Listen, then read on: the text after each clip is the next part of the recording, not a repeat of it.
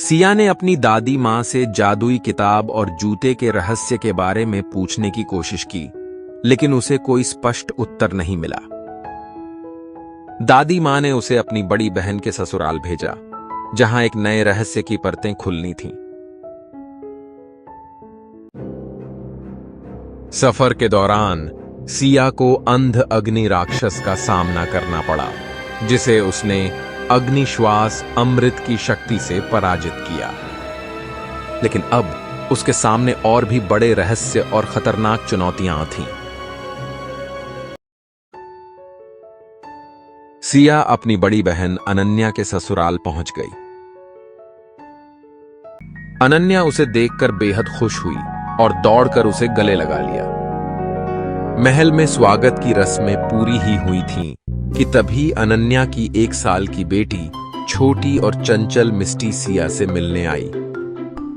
जैसे ही सिया ने मिस्टी को गोद में उठाया, उसकी नजर मिस्टी के पैरों में उन्हीं जादुई जूतों पर पड़ी जो उसे दादी मां ने दिए थे। सिया आश्चर्य से भर गई। उसने चौंक कर कहा, ये कैसे संभव है? ये जूते मेरे पास भी बिल्कुल यही हैं।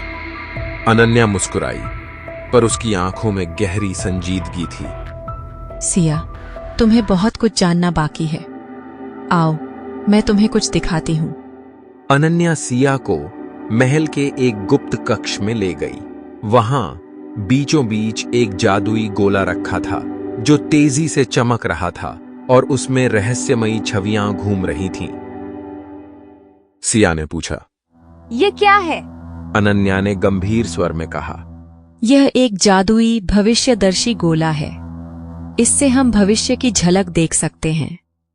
मैंने इसमें तुम्हारे ऊपर आने वाले संकट को पहले ही देख लिया था। इसी कारण दादी माँ ने तुम्हें जादुई जूते दिए। सिया की आंखें हैरानी से फैल गईं।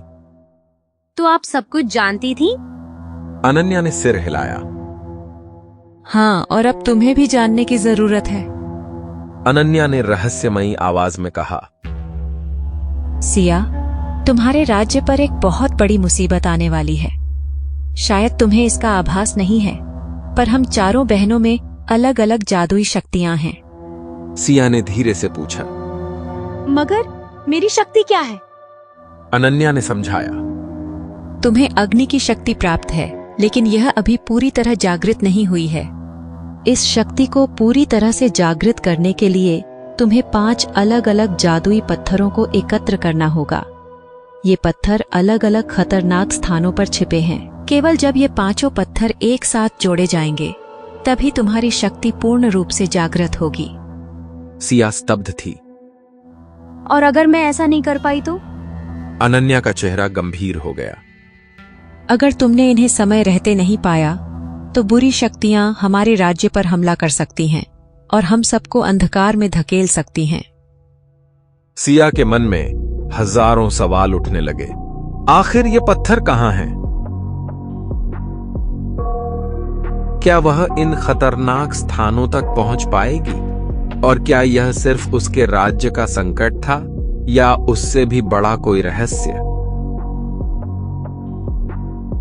अगले अध्याय में जारी रहेगा।